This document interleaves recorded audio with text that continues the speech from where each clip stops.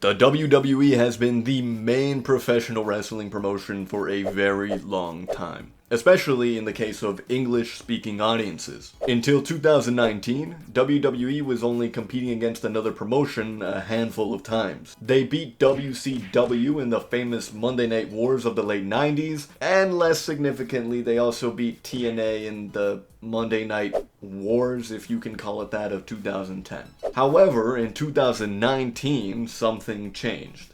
See, after so long of going basically unopposed by a mainstream competitor, there was now a new promotion rising up. One with a strong TV deal, the backing of a billionaire who was obsessed with professional wrestling, and several stars who had already established themselves inside and outside of the WWE. This competitor's name was All Elite Wrestling. And for the first time in a long time, this competitor was able to make the Titan bleed. But before we continue, I want to get something out of the way. Every single time there's competition between two teams, programs, or shows, it can be very easy to slip into a toxic tribalist mindset. Now, if it's done with good fun in mind and not taken too seriously, there's nothing wrong with it. But as we've seen time and time again, sometimes fans of professional wrestling can get a little too heated over who their favorite wrestler or wrestling company is. It's important to remember that while you can root for the success of one over another, in the end, you shouldn't invest too much of your self-worth in a company that probably doesn't invest much in you. Now that the boring nerd stuff is out of the way though, let's set up the story. While we now know that the WWE has been the sole producer of redneck anime to English speakers, we cannot ignore the fact that professional wrestling existed outside of these audiences. For some English-speaking hardcore fans, the WWE product was stale and not interesting enough. So they turned to independent promotions, known as indies. Some were larger and built up a cult following with their new breed of wrestlers that would sometimes end up in the WWE later on, and others remained small and local. However, some of these fans looked outside of the United States and set their sights on Japanese professional wrestling, usually the promotion known as New Japan Professional Wrestling, as it is the largest promotion in Japan. To a casual fan of professional wrestling, or to someone who doesn't really watch professional wrestling at all, you might have never heard of New Japan. But to a sect of hardcore fans who liked a different style of wrestling, this was one of the big places to see new wrestling stars emerge. It would primarily end up being New Japan that gave rise to a group of 4 wrestlers that went on to co-found All Elite Wrestling, known as the Elite. The Elite were a sort of splinter group, a subsect of a larger dynastic group called Bullet Club. Bullet Club ended up being a hot group, with many of their leaders and members being some of professional wrestling's most respected and adored stars. The Elite were fully solidified to the viewers when AJ Styles, the unofficial leader of the group at the time, was kicked out in a coup by Kenny Omega and the Young Bucks. This ushered in a new era for the Bullet Club, at the time seen as one of the best eras and is still a favorite for fans of the faction. Over time, Kenny Omega would go on to embrace his role as the leader of the Bullet Club as he garnered titles such as The Cleaner and The Best Bout Machine. He attracted more and more fans, as did the Young Bucks for their flashy and intense style. Additionally, their YouTube vlog, Being the Elite, which showed a peek behind the curtain at the lives of themselves and some of their other friends in the professional wrestling landscape, earned them more fans. And the final founding member of All Elite Wrestling, Cody Rhodes, originally began in the WWE. He was a second-generation wrestler, the son of the late great American Dream Dusty Rhodes, but found middling success in his first run within the WWE. When he left the company, he reimagined himself and took to the independent circuit before making friends with the Young Bucks, joining the Bullet Club, and finding himself within some of the most treasured storylines that the group ever had. This all to say, the Elite were some of the most beloved professional wrestlers that made bigger names for themselves outside of the WWE. However, to build a wrestling promotion, you need more than just 4 beloved stars. It wasn't until Kenny Omega was set to face off against one of WWE's former megastars that heads turned and saw the potential for a new, American-based wrestling promotion. In December of 2017, Chris Jericho surprised the professional wrestling world when he appeared in New Japan to attack Kenny Omega, the current IWGP US champion at the time. Now, to understand why this was a big deal, you have to understand that Chris Jericho was a huge star in the WWE. Mind you, he was never as big as The Rock or Stone Cold Steve Austin, but never in his career was he without success. He seemed poised to spend the rest of his career within the WWE. So, when Kenny Omega and Chris Jericho faced off in the Tokyo Dome at New Japan's Wrestle Kingdom 12 in January of 2018, a fan of professional wrestling had an idea that would change the landscape of this sport forever. Now, this was no ordinary fan of pro wrestling. You see, most fans of this sport aren't the sons of billionaires with an insane amount of financial flexibility like Tony Khan. Tony Khan had been a fan of professional wrestling for a long time, and when he saw the amount of global attention the match between Jericho and Omega garnered, he thought that for the first time in a long time, a new American-based promotion was feasible. With the right stars, production, and TV deal, there was something there. And with enough money to fund all of that, Tony Khan got to work, and All Elite Wrestling began to take shape. Of course, it wouldn't be until January 2019 that it would be announced, and it wouldn't be until October of 2019 that the weekly television show AEW Dynamite would even begin airing.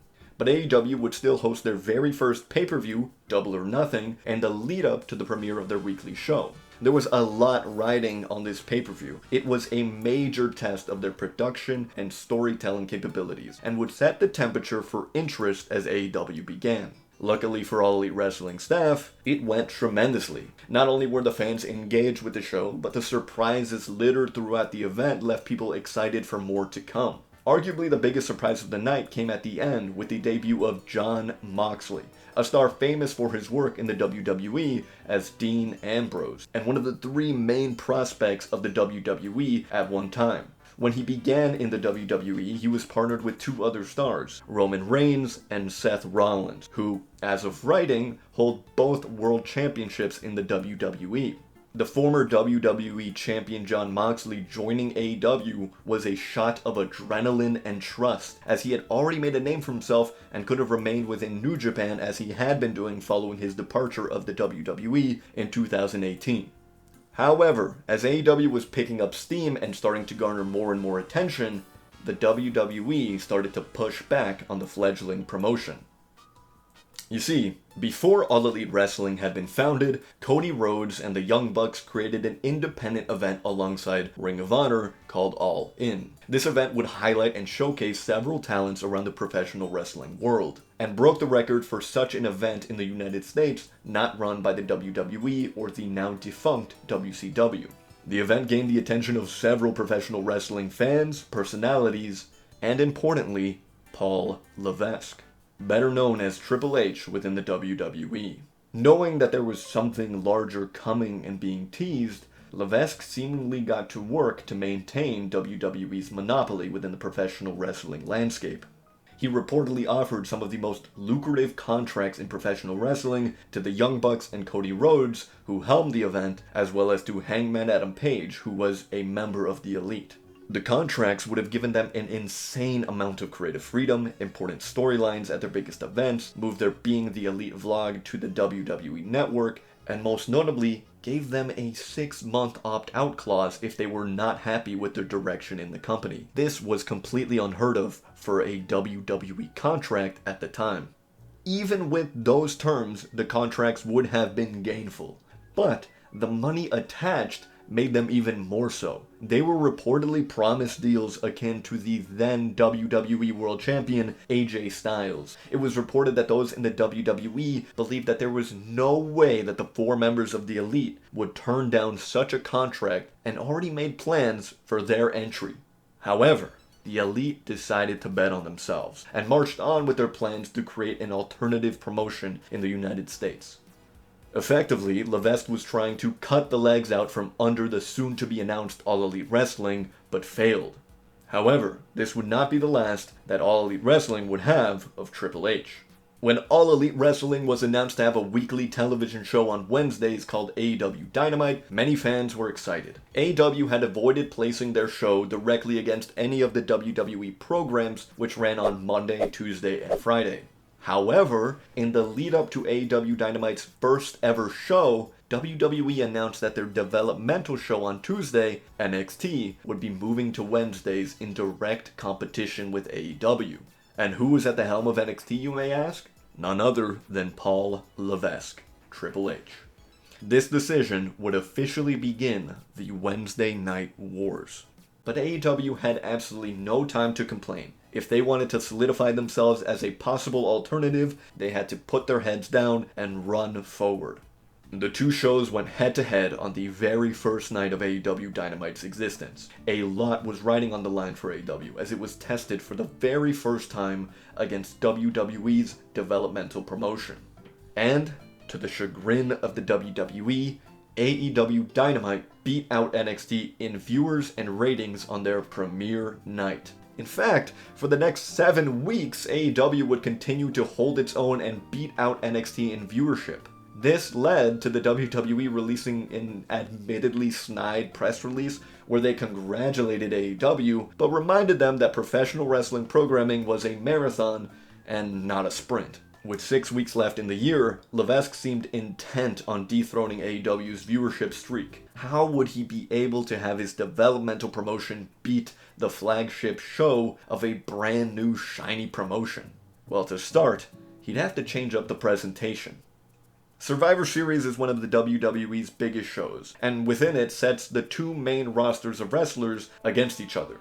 There was the Monday Night Raw roster and the SmackDown Live roster. Both sides would have their respective champions face off to determine who would hold bragging rights and brand supremacy over the other. And for the first time, NXT was officially added to the mix. Yes, the previously titled developmental promotion was now a part of this large spectacle. It seemed obvious at this point that Triple H was trying to show that NXT was not just developmental, and instead was WWE's tried and true third brand. In fact, the NXT brand went on to win 3 of the 5 triple threat matches against the other 2 so-called main promotions, Raw and SmackDown.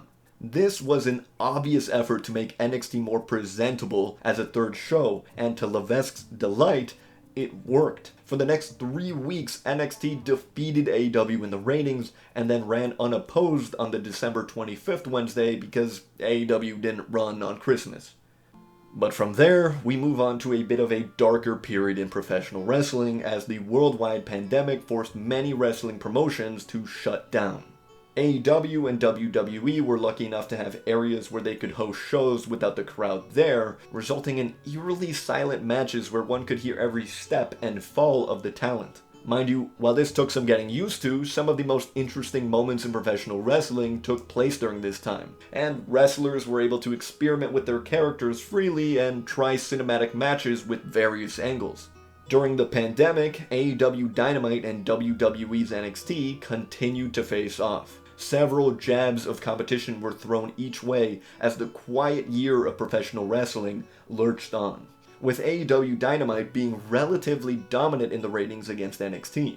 In a show of not really inconspicuous counter-programming, NXT announced 2 special-themed episodes of their show, called the Great American Bash, which would have their NXT World Champion Adam Cole face off against their North American Champion Keith Lee in a winner-take-all match. This match would lead to the end of Adam Cole's historic title reign as the NXT World Champion. But why then? Well, it might interest you to know that AEW had previously disclosed that they would be hosting their own special episodes of AEW Dynamite, with the announcement of a 2-week-long Fyter Fest. Triple H would go on to admit that this was a part of healthy competition, and anyone who thought otherwise was naive. Though, he states that the dates for the special episodes were just convenient for the Great American Bash. And well, after the 18 months that the two programs battled it out for the ratings, one of the sides finally had to give. And that side was NXT. You see, AEW beat NXT in almost every single demographic, except for viewers of the age of 50 and over. In the latter half of 2020, AEW's demographics continued to increase and NXT's began to decrease, which led to the beginnings of talks to move NXT to a different day and time slot. Finally, in April of 2021, NXT was moved back to Tuesday nights, officially ending the Wednesday Night Wars as AEW finally defeated their opponent. Looking back, it could be theorized that the WWE was probably intending to stifle the growth of AEW. Perhaps initially they had hoped to surpass AEW's ratings, but presumably gave up on that when AEW Dynamite ended up being a bit too much to handle for their third brand, which began as a developmental one. Since then, Paul Levesque commented on the Wednesday Night Wars and his supposed loss to AEW, stating that he congratulated AEW, though reminded them that they only beat a developmental promotion and nothing more.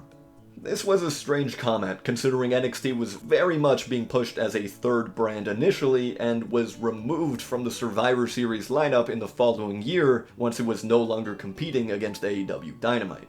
But that is not where the story officially ends. Of course, while a second promotion exists in the United States, both companies will compete for the attention of audiences. AEW has maintained that they are trying to offer an alternative to disenchanted fans and give a new style of professional wrestling to audiences. WWE maintains their lead in their two main shows, as SmackDown continues to reach 2 million viewers a week and Raw constantly touches around 1.5 million. AEW Dynamite, in its roughly 5th year of existence, can consistently reach around 900,000 viewers, but seems to be decreasing slowly over the years. Now, while ratings are important, they are a bit boring to talk about. So let's talk about something probably a little more interesting. And what could be more interesting in a modern wrestling world war than the talent contracts? You see, when there are more alternatives to where a professional wrestler can go, they have the ability to leverage their talents to get a larger or more lucrative contract. Wrestlers from WWE and even AEW have used this fact to try to get better deals. We can't know for sure the contract details of the various stars in both promotions, but based on rumors, speculation, and posts from the various wrestlers, it's clear that there's been more intense contract negotiations ever since AEW was founded. As AEW continued to grow, they were able to attract the attention of various professional wrestling stars that either made a name for themselves in the WWE or in previous promotions. Some of those that were signed include Sting, Matt and Jeff Hardy, Christian, FTR, Big Show, CM Punk, Adam Cole, and Daniel Bryan, among many, many others. From an outside perspective, one may think that AEW has the lead in the amount of stars it is able to attract. However, the WWE holds a very lucrative talent above AEW's head. They were successfully able to entice one of AEW's founders and a member of the Elite, Cody Rhodes. And since joining the WWE, he has leveraged the very same character he played within AEW to tremendous success in front of WWE's wider audience. Since returning to the WWE, Cody Rhodes even main evented WrestleMania, one of the largest and most spectacular shows in professional wrestling. While there are sure to be more talent switch-ups in the years to come as both companies face each other down, it's good to see that there are more and more professional wrestlers that are able to earn a better contract because there is now competition in the professional wrestling landscape. And the last piece of this ongoing war that I want to speak about are the events. If you remember, All In was the largest independent professional wrestling event in the US not hosted by the WWE or WCW, with around 11,000 tickets sold. WWE trumps that amount almost every month with their monthly pay-per-views. Recently, they were able to sell 90,000 tickets in a single day to the upcoming WrestleMania 40. A little bit of a note here though, because WrestleMania has recently become a 2-night event, this means that it's roughly 45,000 individual people buying 2 tickets for both nights of the event. Not 90,000 individual people, but there's still time because the event happens later in April. Now, one would think that the WWE would hold the record for the highest paid attendance of any professional wrestling event. They themselves would tell you they have, with WrestleMania 32 having an announced 101,763 people attend the event. However, this was later clarified to have included all stadium personnel, and the actual factual non-entertainment number is actually around 80,709 attendees. Now, around 80,000 is still a large amount of fans to attend an event, and would have been the record for the highest paid attendance of a professional wrestling event had it not been for AEW's incredibly gutsy decision to host the second ever all-in show at Wembley Stadium in London this year. This move drew a lot of speculation and doubt that they would be able to sell enough tickets to fill out the stadium. However, in a huge surprise to the professional wrestling world, they were able to sell 81,035 tickets. Hello, I'm here for a correction. Although it was announced at the show that it was around 82,000 tickets sold, later on they were able to get a more accurate attendance record, which actually places them at 72,265, which is not the record, but is still impressive for a new company like them. I was not trying to fool you. This is just what they announced, and then they corrected. So, for fans of professional wrestling, new or old, this is an exciting time to be watching pro wrestling. Two promotions are competing for your attention and are going to be trying to outdo each other or themselves to get it. You don't have to root for one particular company over another or even watch both companies, but you can feel that professional wrestling has become more exciting and more competitive since AEW began. And with all of that being said, if you enjoyed the video, feel free to subscribe, have a nice day, and goodbye.